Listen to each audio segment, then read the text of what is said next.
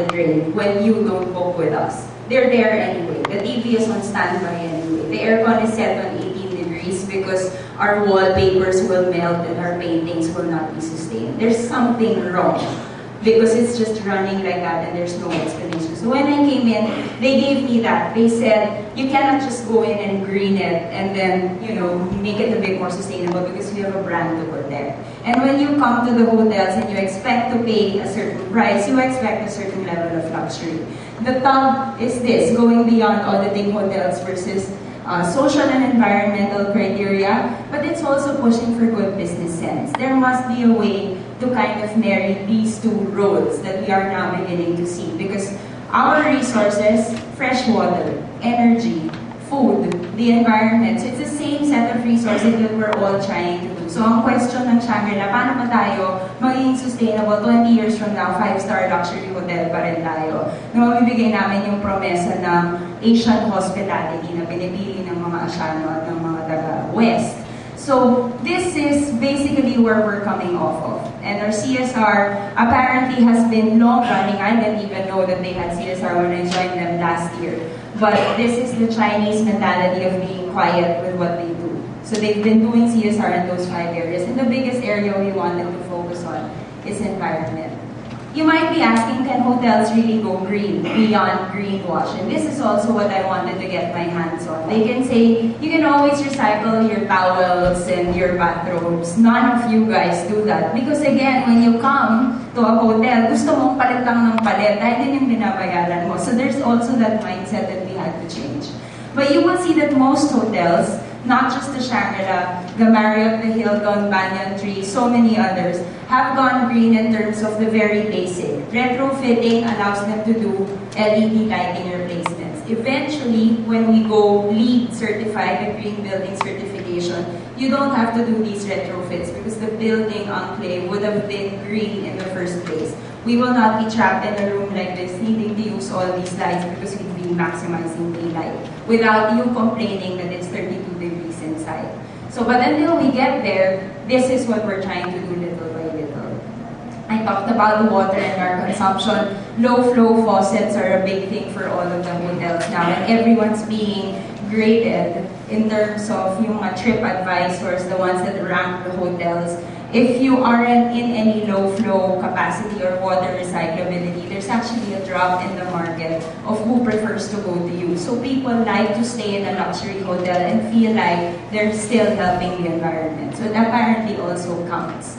Green design, more and more, and I have to cite the Philippine Green Building Council for helping me out a lot here and pushing for thinking about going green in terms of green architecture.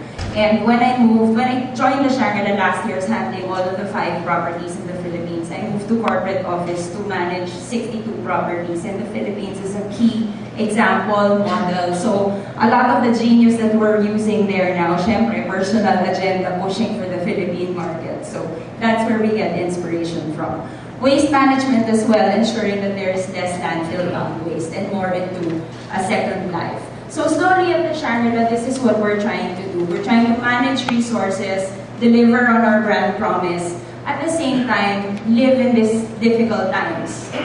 If there's any one, or maybe the first industry that was hard hit with the recession would be the financial markets, but tourism really had taken a big hit. And we can feel that in terms of our resorts, our spas, the number of visits that we actually get. And when that happened, the chairman and the rest of the Kwok family who owns up the Shangri-La Hotel called on all town halls for all of the 62 properties. And this was what was shown. It wasn't a long meeting. In fact, it was a 2-minute meeting for all the staff in every single hotel. Yan yung pinakita. And then at the bottom, it read what crisis meant or how it was written in Chinese. Apparently in Chinese, if anyone speaks Chinese here, correct me if this is wrong. In Chinese, crisis is written this way. Half of it is crisis and danger. Half of it is opportunity.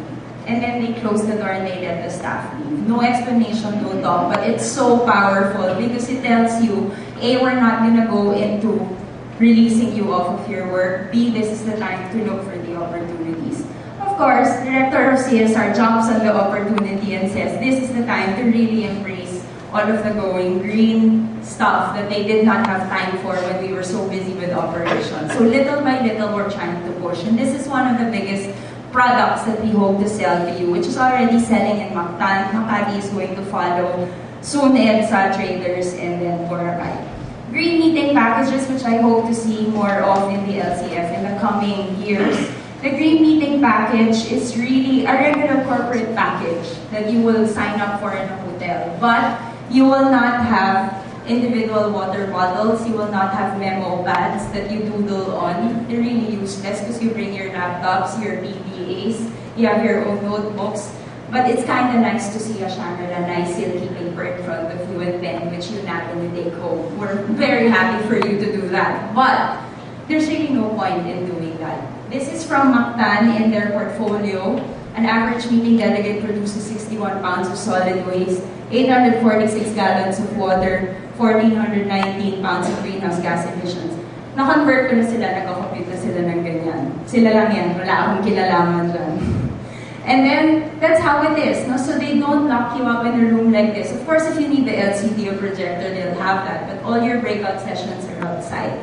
And Wells Fargo was our first client for this. It got so big that we're now talking to BP Asia. So British Petroleum will be coming to Mactan sometime end of this year for a green meeting package. The thing is, the market doesn't know that there is such a thing. So we have to sell it. And we have to sell it at a lower price so that the come on is there. It really is the cost of awareness building. So these are just some of the highlights, which is very, very software if you look at it. They don't make you feel like we're scrimping on you because they make you feel like you're being part of something big.